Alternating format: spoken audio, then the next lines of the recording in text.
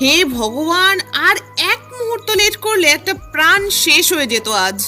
কি হয়েছে, সকালে আমার বাজিগার বার্থডের জন্য নিয়েছি নিম ও তুলসী পাতা।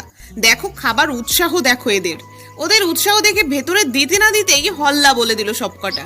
কিন্তু কোথা থেকে যেন বেবির আওয়াজ আসছিল।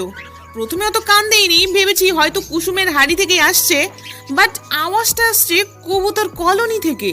কবুতর কলোনি থেকে? ঠিক তাই, কবুতর কলোনি থেকে দেখি ট্যাঙ্গোর কেজের নিচটায় ছোট্ট একটা বেবির নিথর দেহ। হাই ঈশ্বর, চেঁচাতে চেঁচাতে মরে গেল না তো?